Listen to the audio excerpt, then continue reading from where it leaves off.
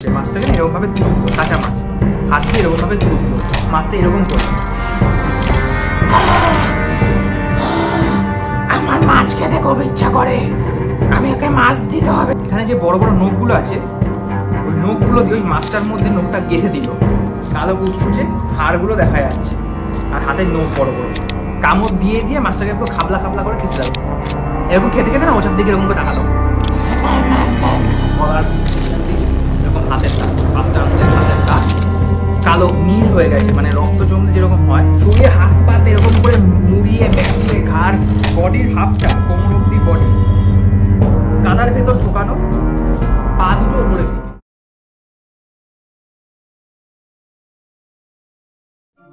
Welcome back, সকলকে স্বাগত জানাই বং টেলিস্কোপের সত্যি অলৌকিক এবং ভৌতিক ঘটনার থার্ড এপিসোডে। আজকে যে ঘটনাটি তোমাদের সাথে শেয়ার করব, আমার নিজের ঠাকুমার কাকার সাথে ঘটে যাওয়া একটি মারাত্মক ভৌতিক ঘটনা। যে ঘটনাটি একটি মেছো ভূত বা পেতনির ঘটনা, মেছো পেতনির ঘটনা। তো ঘটনাটি শুরু করার আগে তোমাদের সকলকে জানিয়ে দিই, তোমরাও তোমাদের জীবনে ঘটে থাকা এরকম সত্যিকারের ভৌতিক বা অলৌকিক ঘটনা আমার সাথে শেয়ার করতে চাও, তাহলে আমাকে ইনস্টাগ্রাম আইডি আর ফেসবুক আইডিতে পাঠিয়ে দিতে পারো তোমাদের ঘটনাটি। এছাড়াও মেল করে দিতে পারো। সব কিছুর লিঙ্ক আমি ডেসক্রিপশান বক্সে দিয়ে রেখে। তোমাদের সাথে ঘটে যাওয়া বা তোমাদের আত্মীয় স্বজনের সাথে ঘটে যাওয়া কোনো ঘটনা, সত্যিকারের ভৌতিক বা অলৌকিক ঘটনা আমাকে লিখে পাঠিয়ে দাও।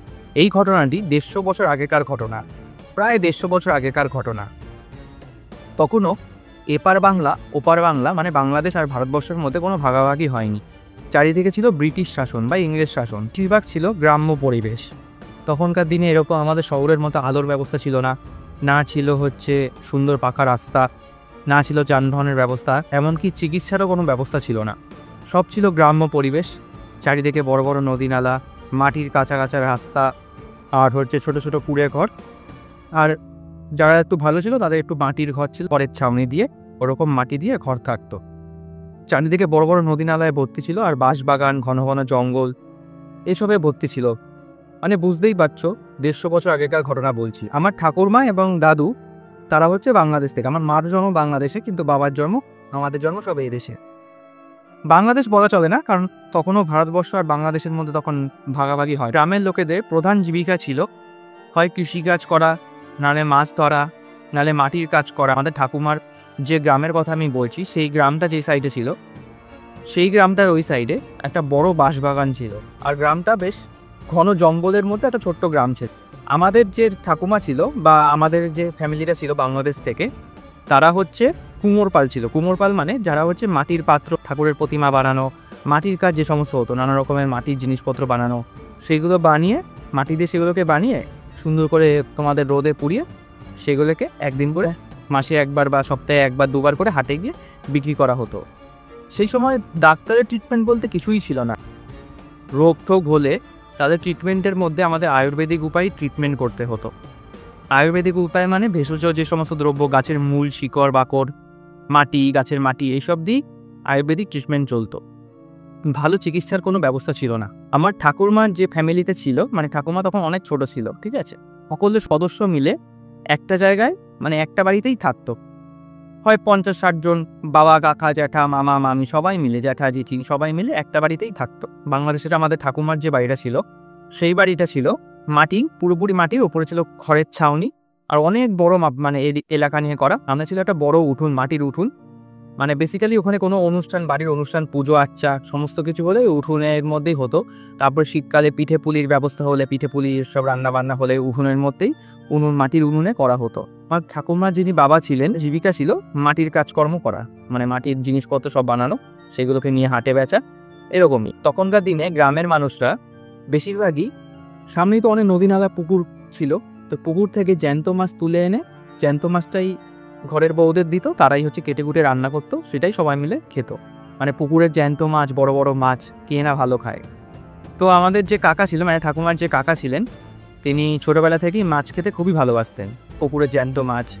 তখনকার আলোর ব্যবস্থা ছিল না, তখন না সবাই আমাদের মতো অত হেরিকেনও ছিল না, তখন সবাই লম্ফ ইউজ করতো। লম্ফ মানে আমি একটু বলে দিই, লম্ফ মানে বেশিরভাগ গ্রামের দিকে এটা পাওয়া যেত, মানে আমিও দেখেছি নিজের চোখে।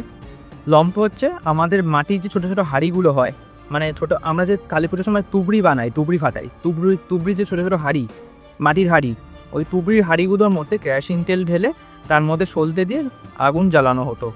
সেটাই হচ্ছে লম্ফ হিসাবে ইউজ করা, সেটাকে গ্রামের ভাষায় ওই লম্ফ বলা হতো, মাটির লম্ফ। তো ওইটা হচ্ছে ছোটো ছোটো মানে অন্ধকার রাত হলে সন্ধ্যে তাড়াতাড়ি নেমে আসতো, গ্রাম যেহেতু নিশুতি গ্রাম হয়ে যেত রাত হলেই। তা ওই লম্ফ নিয়ে চারিদিকে খাওয়া দাওয়া কাজকর্ম ওসব হতো। এরকম ছোটো ছোটো সাইজের ওই মাটির লম্ফগুলো ইউজ হতো। ছোটোবেলার যে সমস্ত বাচ্চা কাচ্চারা ছিল তারা হচ্ছে মাঠঘাটে খেলতে যেত, গরু চড়াতো, মাঠঘাট যেরকম খেলতো আগেকার দিনে সবাই বাচ্চা কাচ্চারা বিকেল হলেই বেরিয়ে যেত মাঠে ঘাটে। তো সেরকমই আমার ঠাকুরমা যিনি কাকা ছিলেন তার বেশি বয়স ছিল না তখন, হয়তো কত বছর হবে, 15-16 বছর বয়স। একদিন বিকেলবেলা মাঠে খেলতে গেছেন, খেলতে গিয়ে তিনি এক বন্ধুকে দেখেন। ওই বন্ধুর মাছ ধরার খুব নেশা ছিল, মাছ ধরা তারা খুব পটু ছিলেন, ছোটো থেকেই মাছ ধরতেন, পুকুরে স্নান টান করতেন, মাছ ধরার খুব ইচ্ছা হলো। তার এক বন্ধুকে একদিন সে ডেকে বলে যে কিরে, শুনেছি আমাদের এই মাঠটার সামনে ওই পাড়টা ওই পেছন দিকটা একটা বড় বাঁশবন আছে, আর ওই বাঁশবনের সামনে একটা গায়ে লাগোয়া পুকুর আছে। তা ও শুনেছি ওই পুকুরে নাকি ভালো ভালো মাছ পাওয়া যায়, বড় বড় রুই মাছ আছে। আমি অনেকদিন ধরতে গেছি, কিন্তু সকালবেলার দিকে মাছ পাওয়া যায় না, জেলেরা হচ্ছে ভোরের দিকে এসে মাছ নিয়ে চলে যায়। আমার কত ইচ্ছা ওরকম জ্যান্ত মাছের, রুই মাছের ঝোল দিয়ে ভাত খাবো। আর রুই মাছ তো আমি কত ইচ্ছা, এত ভালো খাই, এত বড় বড় সাইজের রুই। তা আজকে যাবি নাকি রাত্রেবেলা? ভোরবেলা সব জেলেরা ধরে নিয়ে যায়, আমরা কোনোদিনও আমার মাছ হাতে ওঠে না। তা আজকে কি যাবি রাত্রেবেলা তুই আমি? তাহলে হচ্ছে রাতের অন্ধকারে বেরিয়ে পড়বো, রাত্রেবেলা মাছ ধরে ভোর রাতে বেরোবো, রাত্রেবেলা মাছ ধরে নিয়ে চলে আসবো জেলে আসার আগে, যদি কয়েকটা মাছ হাতে আসে।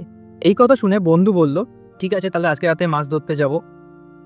তুই বাইরেই শুয়ে থাকিস, তোদের যে উঠোনটা রয়েছে সেই উঠোনের বাইরেই শুয়ে থাকিস, আমি ভোর রাতের বেলা ডাক দেবো। ঘুমিয়ে পড়বি না কিন্তু, একটাকে যেন চলে আসিস, কারণ একটু দেরি হয়ে গেলে জেলেরা কিন্তু মাছ ধরতে চলে আসবে, সেজন্য ভোর রাতে আমরা যাব মাছ ধরতে। তো যেমন কথা সেরকম কাজ। এই কথা দুই বন্ধুর মধ্যে হলো আলাপ আলোচনা, যে যার বাড়ি চলে আসলো। এই সময় হচ্ছে ঘড়ির ব্যবস্থা ছিল না, সময় কীভাবে নির্ধারিত হতো আমি তোমাদের একটু বলে দিই। সূর্যের দিকে তাকিয়ে গ্রামের মানুষ সময় নির্ধারণ করতেন। গ্রাম যেহেতু তোমাদেরকে বললাম, সন্ধে হওয়ার সাথে সাথেই সবাই বাড়ি ফিরে আসতো, সবাই মিলে খাওয়া দাওয়া করে তাড়াতাড়ি ঘুমিয়ে পড়তো, কারণ বেশি রাত তারা করতো না, ভোরের দিকে উঠতো সবাই। সেদিনও তাই বলো, সবাই মিলে কাকা যারা রয়েছে সবাই মিলে খাওয়া দাওয়া করে, আর ওই ঠাকুমা যিনি কাকা রয়েছেন তিনিও তাড়াতাড়ি খাওয়া দাওয়া করে ঘুমিয়ে পড়লেন।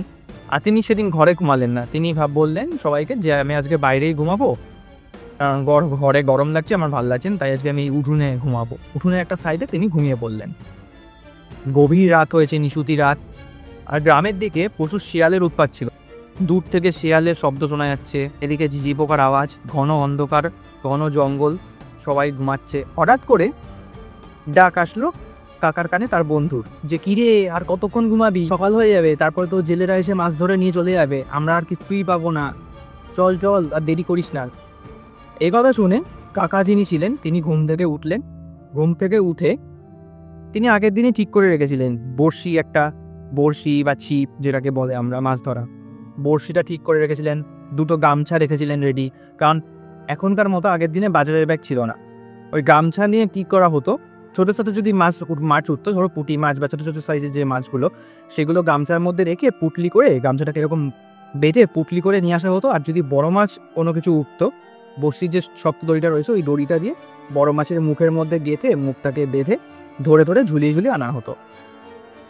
সেরকম ছিপ নিয়ে আর ওই দুটো গামছা কাঁধে নিয়ে আর দুজনে দুটো লম্ফ নিয়ে, যেই লম্ফর কথা আগে তোমাদেরকে বললাম, ওই দুটো লম্ফ হাতে নিয়ে চলে গেল তারা। যাচ্ছে, কাকা চোখ ডলতে ডলতে আছে ঘুমের চোখে।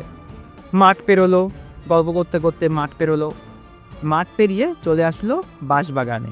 বাঁশবাগানের সামনেই লাগোয়া হচ্ছে সেই বড় পুকুরটা, যেই বড় পুকুরে ছিল বড় বড় সাইজের রুই মাছ। দুজনে এসে ফার্স্টেই দেখলো চারিদিকে নিশুতি অন্ধকার, কোনো লোক নেই, সারা শব্দ নেই। আর বাঁশবাগান যেটা রয়েছে না, ওটা একটু ঝাড়া দিয়ে উঠছে, এরকম নাড়া দিয়ে উঠছে মাঝে মাঝে। দুজনের একটু গা ছমছম করলো, বাবা এত ভয় লাগছে, কেউ নেই আশেপাশে। তবে তারা বেশি পাত্তা দেয়নি, যেমন কথা সেরকম কাজ। তারা দুজনের মধ্যে আলোচনা করলো।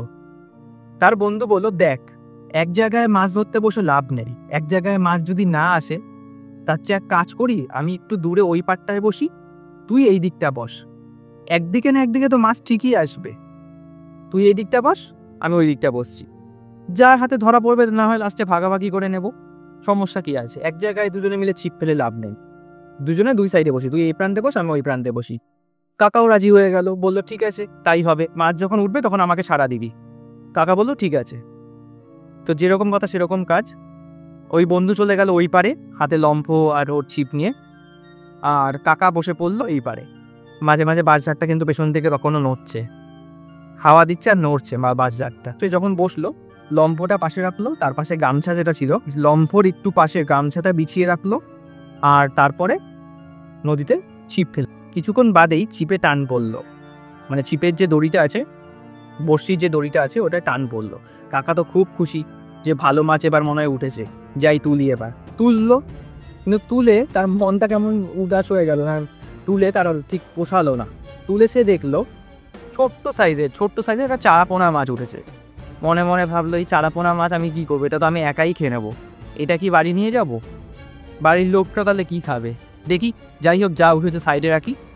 এই কথা বলে চারাপোনা মাছটা খুলে সে মানে ওই বড়শি থেকে খুলে গামছার মধ্যে রাখলো, তারপরে আবার ছিপ ফেললো।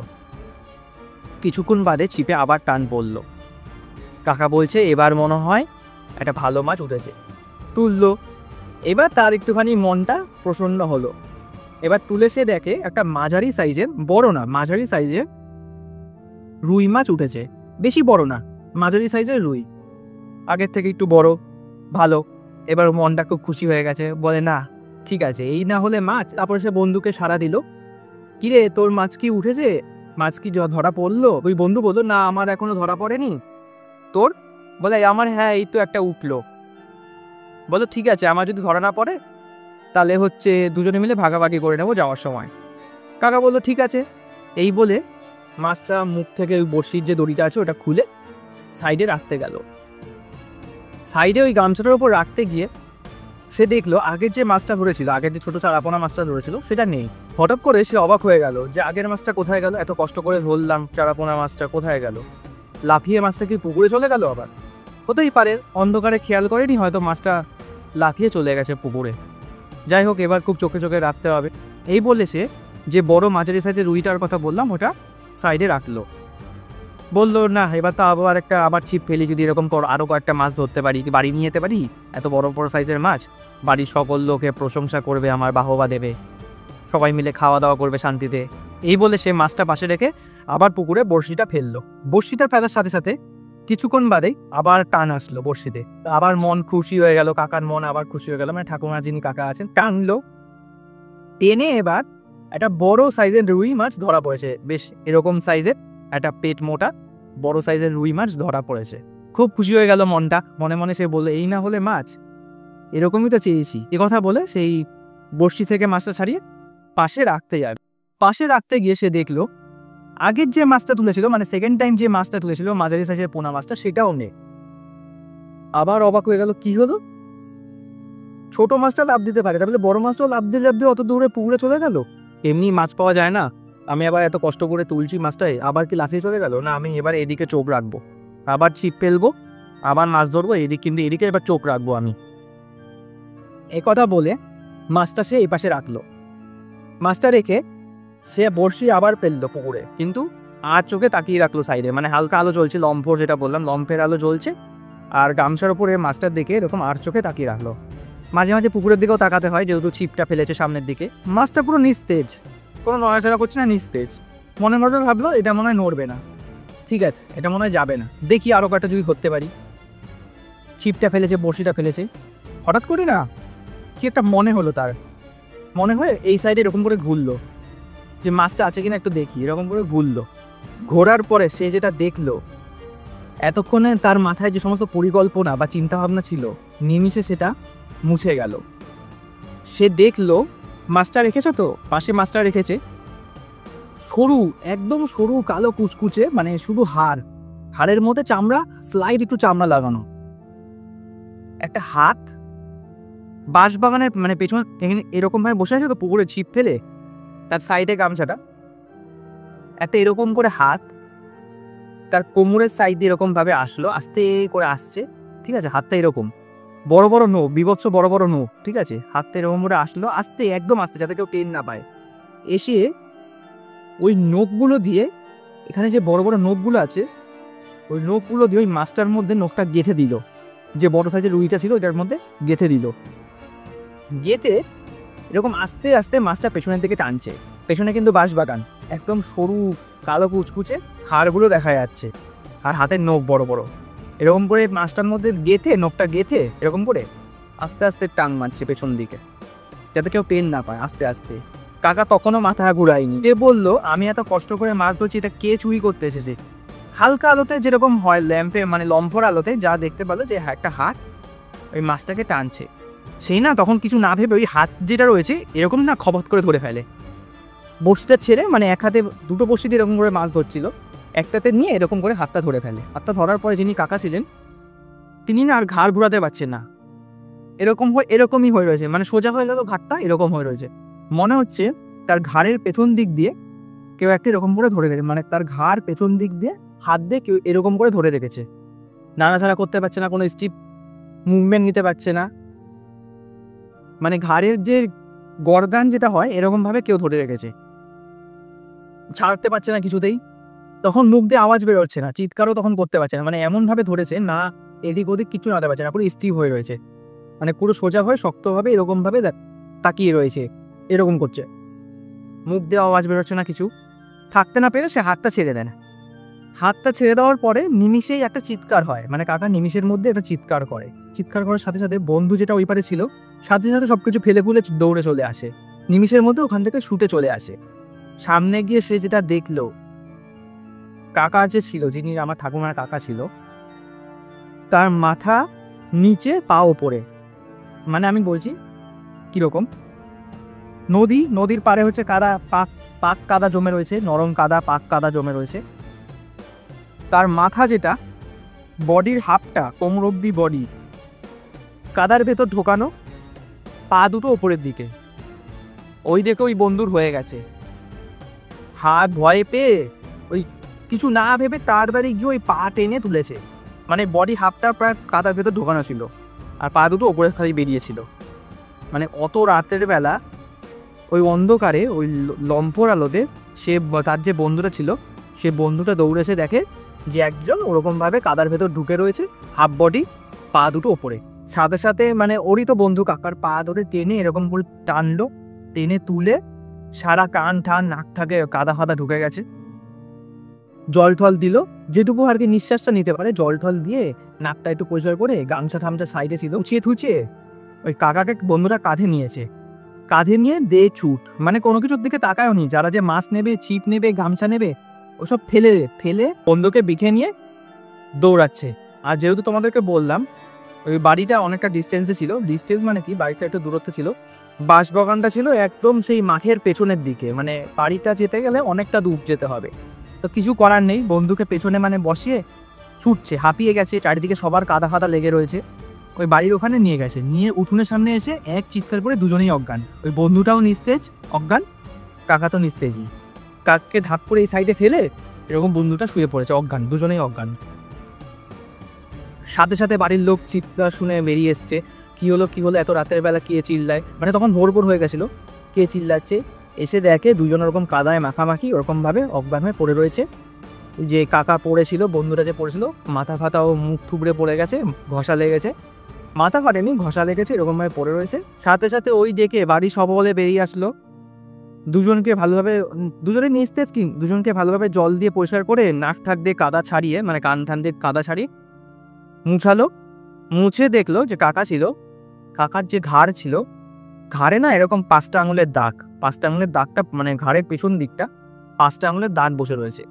গলা টিপলে তো একটা আঙুল এই সাইডে যায়, কিন্তু এটা ছিল উল্টো দিকে, মানে ঘাড়ের দিকটা এরকম ভাবে 5টা আঙুলের দাগ। সানঠান করালো, তাও দুজনে বেহুশ। একটু বেলা হচ্ছে, বাড়ির বড়রা যারা বয়স্ক আছে তারা বললো যে আমার মনে হচ্ছে এটা ওঝা ডাকতে হবে, কারণ আমার মনে হচ্ছে এটা কোনো সাধারণ জিনিস না। কত বেলা হয়ে গেল এখনো দুজনে অজ্ঞান হয়ে পড়ে রয়েছে। তো এখানে আবার একটা ব্যাপার আছে, ওঝা এই গ্রামে ছিল না। ওঝা যেহেতু মানে একটু দেশের বাড়ি, ওঝা ছিল হচ্ছে একটা গ্রাম, আর একটা গ্রাম পেরিয়ে তারপর ওই গ্রামে ওঝা। সবাই বললো তোমরা সকাল সকাল চলে যাও, তাহলে তাড়াতাড়ি ওঝাকে পেয়ে যাবে, আর তাড়াতাড়ি নিয়ে আসো। এদের যে অবস্থা দেখছি, দুজনের হুঁশ নেই, মাটির মধ্যে পড়ে রয়েছে ওরকমভাবে। ওঝা আস্তে আস্তে বেশ বিকেল হয়ে যায়, মানে দুপুরের টাইম হয়ে যায়। ওঝা আসলো, ওঝা ছিল পিওর বাংলাদেশি, কথাবার্তা সব বাঙালদের মতো, মানে পীর বাবা টাইপের, ছাড়কুক ঠাড়কুক করতো।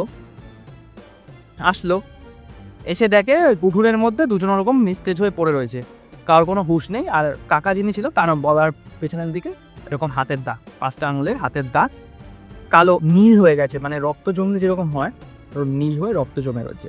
ওঝা আসতো তো, ওঝা না এসে কি যেন বিড়বিড় বিড়বিড় করে মন্ত্রপুত করলো, বিড়বিড় বিড়বিড় করে বলছে, এরকম বলছে। হঠাৎ করে যে কাকা ছিল, মানে ঠাকুমার যে কাকা ছিল ছেলেটা, হঠাৎ করে এতক্ষণ শুয়েছিল এরকম করে, হঠাৎ করে না এরকম করে, মানে পা মেলে শুয়েছিল তো, হঠাৎ করে না এরকম করে উঠে বসলো, হঠাৎ করে এরকম করে উঠে বসলো। আর তার যে চোখ না পুরো লাল হয়ে গেছে, এরকম করে নড়ছে। ওঝা মন্ত্র পড়ছে, ও এরকম করে নড়ছে, এরকম এরকম সামনের দিকে যাচ্ছে, পেছন দিকে যাচ্ছে, সামনের দিকে যাচ্ছে, পেছন দিকে যাচ্ছে। ওরা এরকম বিড়বিড় করে মন্ত্র বলছে, আর ও এরকম করে নড়ে যাচ্ছে, মানে বিবস্ত জোরে মাথা এরকম করে হিলিয়ে যাচ্ছে। মানে 15-16 বছরের বাচ্চা ছেলে এরকম করে নাড়িয়ে যাচ্ছে মাথা। ছেলেটা না ফিমেল ভয়েস ছিল না মেল ভয়েস ছিল, ঠিক আছে, দুজনের মিক্সিং ভয়েস পুরো চেঞ্জ হয়ে গেছে, চোখ পুরো লাল হয়ে গেছে। বলছে এরকম করে বলছে ছেলেটা, মানে কাকা যিনি ছিল সে এরকম করে বলছে, চুপ কর, চুপ কর, মেরে দেবো, মেরে দেবো, হিড় চুপ কর, চুপ কর। ওঝা তখন বলল, ওঝা যেহেতু আমি বললাম একটুখানি ফকির টাইপের, মানে পীর বাবা টাইপের, সে না মন্ত্র বলছে আর মানে এরকম করে কিছু একটা পড়ছে, ভিড় করছে আর বলছে, কে তুই, কই দিয়ে আইছিস, শিগগিরই বল, এখনই বল কই দিয়ে আইছিস, নাহলে কিন্তু এখনই বাড়ি মেরে জ্বালাই দেবো বলে রাখলাম, শিগগিরই বল কই দিয়ে আসছিস। আর ওই পেতনিটা বলছে এরকম করে বলছে, বলবো না, বলবো না, শিগগিরই পালা এখান থেকে, মেরে দেবো। ওঝা বলল, এখনই বল কই দিয়ে আইসিস, এখনই বল, শিগগিরই বল, কেন এদেরকে ধরলি সেটা আগে বল, আমি তোকে এখনই দেখাচ্ছি যে কি করতে পারি। এই পেতনিটা তখন এরকম করে বলছে, মানে কাকার মধ্যে তো বডি তখন পুরো পজেস, ঠিক আছে, চোখ পুরো লাল, বডি পুরো পজেস, এরকম করে সোজা হয়ে বসে রয়েছে, পাটা মেলা, পাটা এরকম করে সামনের দিকে মেলা, সোজা হয়ে বসে রয়েছে আর এরকম করছে আর বলছে, যা খুশি কর, যা খুশি কর, যা খুশি কর, আমি বলবো না। এই বলে ওটা তখন রেগে গেছে। দাঁড়া, বলবি না মানে? বলতে তোরে হবেই, এখনই বলতে হবে।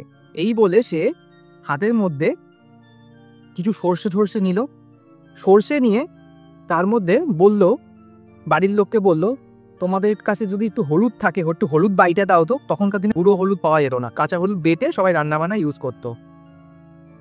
হলুদ বেটে দিল, একটু হলুদ নিয়ে ওরকম করে করে মন্ত্রপুত্র করলো।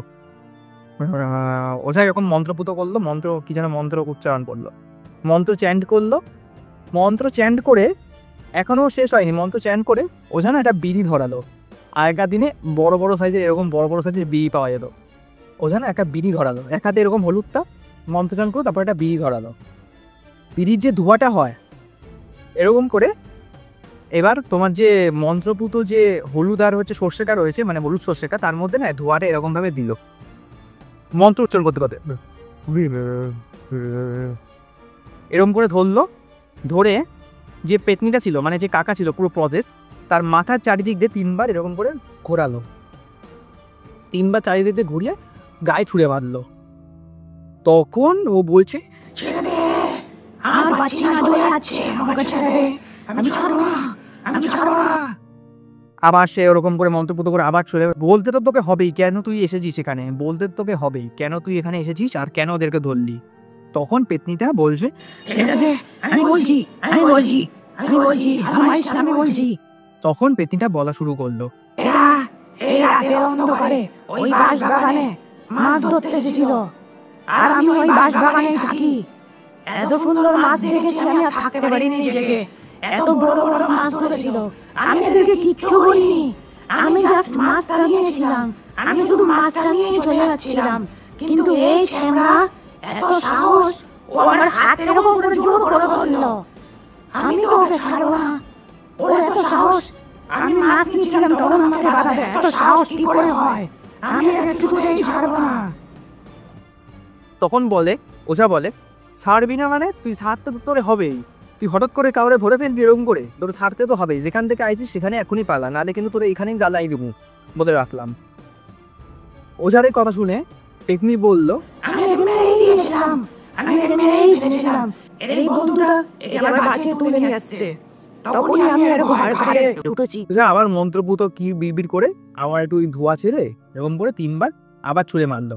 আর পেতনিটা এরকম বলছে, জ্বালা পোড়া করছে, ছাড় বলছি, ছাড়। এরকম করে যাচ্ছে।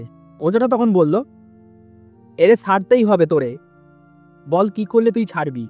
তখন বলল, আমার মাছ খেতে খুব ইচ্ছা করে, আমি একে মাছ দিতে হবে, তাহলে আমি ছেড়ে যাবো। আমার মাছ লাগবে, মাছ। ওঝাটা তখন বলল, বাড়িতে থাকে কি মাছ খেতে পারোস না? এখন মরে ভূত হইয়া তোমার মাছ খাওয়ার শখ জাগিছে? এখন মাছ দিতে পারুন না, কোথাও মাছ নাই, যা এখান থেকে পালা। পেতনিরা কি করলো, এতক্ষণ কাকা তো ছিল মানে বসেছিল, তো কাকার বডি তো তখন পজেস, কাকার বডির ভেতরেও ঢুকে গেছে। 15-16 বছর বয়স একটা বাচ্চা ছেলের মুখকে প্রবেশ করা কোনো ব্যাপারই না, ঢুকে গেছে। বসেছিল তো এরকম ভাবে, সে না এরকম ভাবে শুয়ে পড়লো, শুয়ে হাত পাত এরকম করে মুড়িয়ে বেঁকিয়ে ঘাড় এরকম করে করে সবাই ওই দিকে ভয় পেয়ে গেল। আর গ্রামের সমস্ত লোক জড়ো হয়ে গেছে যে কি হয়েছে। আর গ্রামের কথা খুব তাড়াতাড়ি ছড়াতো যে ওই বাড়িতে ভূত ধরেছে, ভূত তাড়াচ্ছে, ওঝা এসেছে, শিগগিরই চ, ভূত ছাড়াবে, ভূত ছাড়ানো দেখছে। সবাই জড়ো হয়ে গেছে। ওঝা লাস্টে বললো যে ঠিক আছে তোরে আমি মাছ দেবো, তোরে আমি এখনই মাছ খাওয়াবো, কিন্তু তুই কথা দে তুই আগে চলে যাবি। পেতনিটা বললো, ঠিক আছে, আমি চলে যাবো ওকে ছেড়ে, কিন্তু আমার মাছ লাগবে। বললো যে ঠিক আছে। বলুন না, আমার 3টে মাছ লাগবে, 3টে এরকম বড় বড় সাইজের ওই মাছ লাগবে। তান্ত্রিক তখন বলল, পুরে বেটা, তোমার এত মাছ খাওয়ার শখ, তোমার একটা না 3টে মাছ লাগুম? 3টে মাছ এত রাতে কোথা থেকে নিয়ে আসবো? কে পাবো 3টে মাছ? পেতনিটা বললো, আমি কিছু জানি না, আমার 3টে মাছই লাগবে, নাহলে কিন্তু আমি এটা মেরে দেবো। তখন ওঝাটা বলল, ঠিক আছে, আমি তোর জন্য তোর লগে আমি এখনই মাছ নিয়ে আইতেছি, তুই দাঁড়া। কিন্তু তুই যে ছেড়ে যাবি তার প্রমাণটা কি? সেই প্রমাণটাও আমার লাগবো, কারণ তোরে আমি বিশ্বাস করি না। আসার পর থেকে যা নাটক করছিস, তোরে আমি বিশ্বাস করি না। তুই যে যাবি এখান থেকে, এর বডি থেকে যে যাবি, তার প্রমাণ কি রেখে যাবি? পেতনিটা বলল, ওই সামনে যে বাঁশবাগানটা আছে, ওই বাঁশবাগান থেকে একটা বাঁশ গাছ আমি কিনে দিয়ে যাবো। আগে মাছ দে আমাকে। এরকম বলছে। ওঝারা বলল, তোমরা হা করে দেখে দাঁড়িয়ে দেখছো কেন? শিগগিরই দৌড় মারো, সবাই মিলে দৌড় লাগাও, আর 3টে বড় বড় সাইজের রুই মাছ ওরে দাও, যেন কোনোদিনও খাইতে পারে না। এত শখ জাগিছে মাছ খাওয়ার, শিগগিরই 3টে বড় বড় মাছ ওরে দাও এনে। যেমন কথা সেরকম কাজ। আর যেহেতু সমস্ত গায়ের লোক এক জায়গায় জড়ো হয়ে গেছে, তার মধ্যে জেলেও ছিল।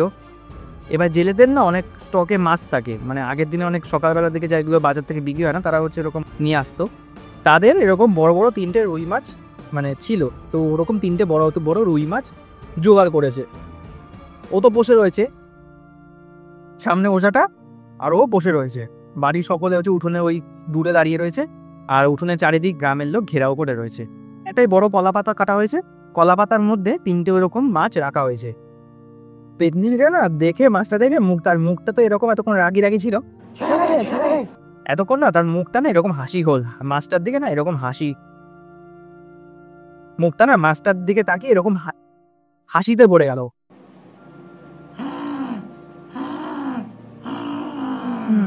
এরকম করছে, পুরো হাসিতে পড়ে গেল। তান্ত্রিক দেখেও ভয় পেয়ে গেছে, মানে ওঝা দেখেও ভয় পেয়ে গেছে, কি করছে। গায়ের সকলে দাঁড়িয়ে দেখছে কি হতে চলেছে, সকলে দেখছে, সকলে খুব এক্সাইটেড, মানে কি করে। এবার ওঝা বলল, তোরে মাছটা তো দিলাম, এবার তুই খাবি কেমনে এই কাঁচা মাছ? পেতনিটা বলল, সে তো দেখতে হবে না, একদম চুপ করে থাকবি, বেশি কথা বলবি না, এখানেই মেরে দেবো, মনে রাখলাম, একদম চুপ। এরকম করে বলছে। ওটা চুপ হয়ে গেল, বলল, ঠিক আছে, যা করার কর, তাড়াতাড়ি, তবে তাড়াতাড়ি কর, আমি সেই ভোরবেলা আইসি, টাইম নাই আমার সময় নাই অত তোর সাথে রঙ্গ করা লগে, তাড়াতাড়ি কর, আমারও বাড়ি যেতে হইব। আর যাওয়ার সময় যেরকম কথা বলেছিলিস গাছটা ফেলে দিয়ে যাবি, বলে রাখলাম। পেতনিটা না এরকম করছে। তারপর যে ঘটনাটি ঘটলো সেটি দেখার পরে গ্রামের যে এত লোকজন জড়ো হয়েছিল, কিছু কিছু লোক দৌড়ে পালালো, এদিক ওদিক দৌড়ে পালালো। কিছু কিছু লোক পরিবারের সদস্য, কিছু কিছু বউ যারা রয়েছে তারা তো অজ্ঞান হয়ে গেল, অজ্ঞানে ধাপ করে মাটিতে পড়ে গেল। এলাকা আস্তে আস্তে ফাঁকা হতে থাকলো। বিভৎস দৃশ্য একটা তারা দেখলো। সামনে তো মাছগুলো দিয়েছে, এরকম বড় বড় সাইজের মাথা মোটা যে রুইগুলো হয়, বড় বড় সাইজের, মাথাটা এরকম মোটা, পেটটা এরকম মোটা, এরকম 3টে মাছ এরকম সাজিয়ে দিয়েছে। ও না কি করলো, ও তো তখন মানে কাকার বডিতে রয়েছে, ও তো পুরো পজেস, চোখটা পুরো লাল হয়ে গেছে, মুখ চোখের অঙ্গি ভঙ্গি পাল্টে গেছে, এরকম করে হাসছে, ঠিক আছে, এরকম করে হাসছে। ও না মাছটাকে, পেকনিটা যেটা রয়েছে, মাছ সব থেকে বড় মাছ যেটা রয়েছে, মাছটাকে না এরকম ভাবে তুললো, কাঁচা মাছ হাত দিয়ে এরকম ভাবে তুললো, তুলে ফার্স্টে না মাছটা এরকম করলো,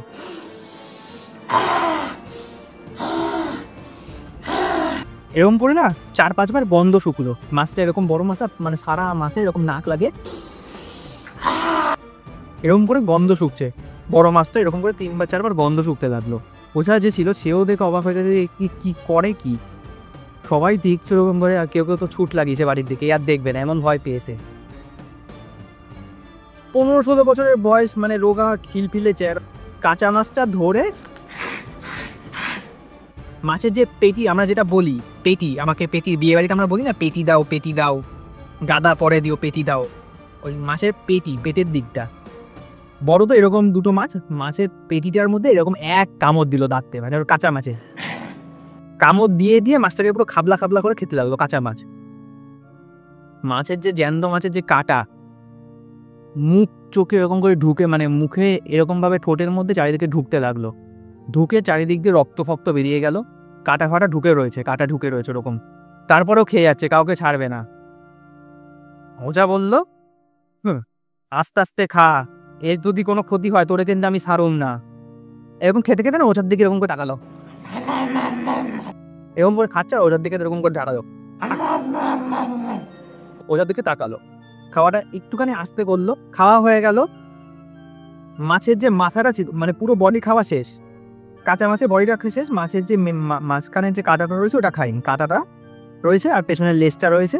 মাছের যে মাথাটা রয়েছে কি করলো, এত বড় সাইজের মাছ তো, মাথাটা এরকম বড়, মাছের মাথাটা এরকম ভাবে ধরে মুখের কাছে নিয়ে এরকম করে কামড় দিল, গ্যাজ গ্যাজ করে যতটা পারলো আর কি খেলো। কাঁচা মাছ তো দাঁতে মানে ঢুকতে পারছে না, দাঁত ভাঙছেও না, মাথা তো প্রচুর মানে শক্ত, মাছের কাঁচা মাছের মাথা, তার মধ্যে পোড়া মাছ, মানে রুই মাছ, মাথা তো প্রচুর শক্ত, যতই দাঁত ঢোকা কামড়াতে পারছে না, এরকম করে দাঁতটা আটকে রয়েছে, এরকম করে আছে।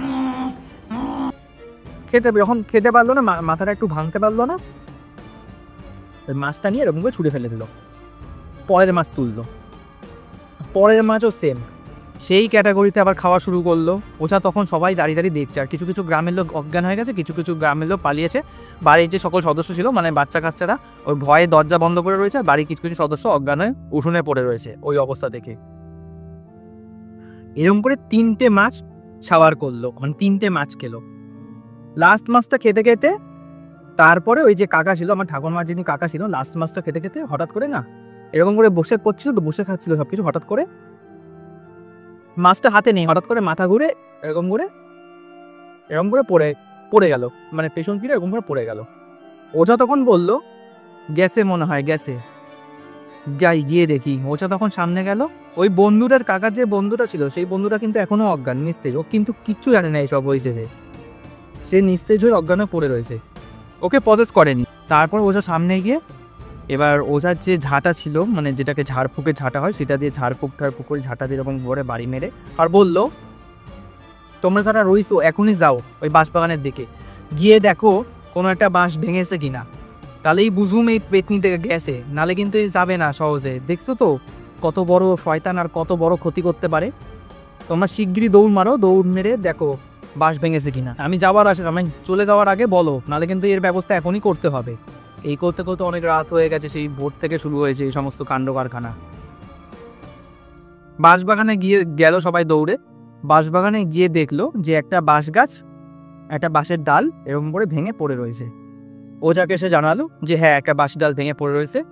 ওঝা বললো যে ঠিক আছে, আর সুস্থ হয়ে যাবে, কোনো চাপ নিও না, এরা সুস্থ হয়ে যাবে, তবে কাল যখন ঘুম থেকে উঠুন কিছু খেতে চাইলে কিন্তু এরে খেতে দেবে না, ফার্স্টে কিন্তু এক গাদা বমি করুন, কারণ যা কাঁচা মাছ খাইছে এগুলো কিন্তু ফার্স্টে বমি করুন অনেকগুলো, তারপরে শুধু সেদ্ধ ভাত, ফেনা ভাত যেটা হয় সেটা ওরে মাখে দেবে আলু সিদ্ধ দিয়া, আর কিছু খাইতে দেবে না, 2-3 দিনে এগুলোই খাওয়াবা। আর একটা তাবিজ দিলাম, এই তাবিজটা যেন সবসময় হাতে পরা থাকে। এই কথা বলে ওঝা চলে গেল। তো সেই কাকা আস্তে আস্তে সুস্থ হলো, তার বন্ধুরাও সুস্থ হয়ে গেল, মানে কিন্তু তাদের 1 মাস প্রচুর জ্বর ছিল, বিছানা থেকে তারা উঠতে পারতো না, ঠিক আছে। আর এই ঘটনাটা হওয়ার পর থেকে আমার ঠাকুরমা যিনি কাকা ছিলেন, তার নাম আমি বলছি প্রিয়নাথ পাল, মানে আমরা পাল, প্রিয়নাথ পাল যিনি ছিলেন, এই ঘটনা হওয়ার পর থেকে ধীরে ধীরে সুস্থ হয়ে তিনি আর জীবনেও মাছ খায়নি। তিনি এই ঘটনা হওয়ার 1-2 বছরের মধ্যেই পুরো একদম বৈষ্ণব ধর্মে দীক্ষিত হয়ে যান, গলায় তুলসী মালা ধারণ করেন, আর পুরো মানে নিরামিষ ভোজী হয়ে যান, মানে পুরোপুরি নিরামিষই হয়ে যান, কোনো আমিষের দিকে কোনো ইয়ে করেন। আর জীবনেও কোনোদিনও, যার ছোটোবেলা থেকে এত মাছ খাওয়ার ইচ্ছা ছিল, সে কোনোদিনও আর মাছ খায়ও নি আর ধরেও নি, পুরোপুরি নিরামিষই হয়ে যান। আর কৃষ্ণ দীক্ষায় দীক্ষিত হয়ে যান, গলায় কাঠের মালা পরে কৃষ্ণ দীক্ষায় দীক্ষিত হয়ে যান। আর তার না এই ঘটনাটা হওয়ার পরে মানে সে না খুব শান্ত টাইপের হয়ে যায়, শান্ত, আর হচ্ছে যে ছোটোবেলা তো ডান পিঠে ছিল সে খুব শান্ত হয়ে যায়, আর তার কথাটা না একটু আমাদের যেরকম আমরা পরিষ্কার কথা বলি, তার কথাটা না একটু জুড়িয়ে যায়, মানে একটু তোতলা টাইপের হয়ে যায়, এরকম আস্তে আস্তে শান্ত হয়ে আস্তে আস্তে কথা বলে, আর এরকম করে কথা বলে, হ্যাঁ ঠিক আছে যাবো, হ্যাঁ আসছি, মানে এরকম টাইপের হয়ে গেছিলো। তো এটাই ছিল আমার ঠাকুমার কাকার সাথে ঘটে যাওয়া একটি ভৌতিক ঘটনা। আর এমনকি কাকাকে আমিও দেখেছিলাম, মানে আমি যখন খুবই ছোটো ছিলাম তখন তার অনেক বয়স হয়ে গেছিলো, দুটি পাঞ্জাবি পরে থাকতো, এরকম রোগা প্যান্টের চেহারা, মানে রোগা ফিলফিলা চেহারা, সারা মাথা চুল পেয়ে গেছে, অনেক বছর বয়স হয়ে গেছিলো তখন, মানে 85 বছর বয়সেই তিনি মারা যান। আমি ছোটোবেলায় দেখেছিলাম অনেক, মানে আমার যখন 2-3 বছর বয়স ছিল তখন আমি দেখেছিলাম সেই কাকাকে। তো ঘটনাটি যদি তোমাদের ভালো লেগে থাকে তাহলে শেয়ার করে দিও তোমাদের ফ্রেন্ডস অ্যান্ড ফ্যামিলির সাথে, আর সাবস্ক্রাইব করে দিও, লাইক করে দিও, কমেন্ট করে দিও যে এই ঘটনাটি কেমন লাগলো, আর কে কোথা থেকে তোমরা শুনছো সেটাও আমাকে কমেন্ট করে জানিও। তোমরাও যদি তোমাদের জীবনে ঘটে থাকা এরকম মারাত্মক ভৌতিক ঘটনা আমার সাথে শেয়ার করতে চাও বা আমাকে পাঠাতে চাও, তাহলে আমার ইমেল অ্যাড্রেস, ফেসবুক আইডি আর ইনস্টাগ্রাম আইডি এই ভিডিওর নিচে ডেসক্রিপশন বক্সে দেওয়া আছে। তোমাদের সাথে ঘটে যাওয়া বা তোমাদের আত্মীয়স্বজনের থেকে শোনা সত্যিকারের ভৌতিক ঘটনা বা অলৌকিক ঘটনা পাঠিয়ে দাও, আমাকে ইনস্টাগ্রামে মেসেজ করেও পাঠিয়ে দিতে পারো বা ফেসবুকেও মেসেজ করে পাঠিয়ে দিতে পারো, এছাড়া তো ইমেল দেওয়াই রয়েছে। তো দেখা হবে পরে একটা নেক্সট ঘটনাতে। এটাই ছিল একটা সত্যিকারের মারাত্মক ভৌতিক ঘটনা।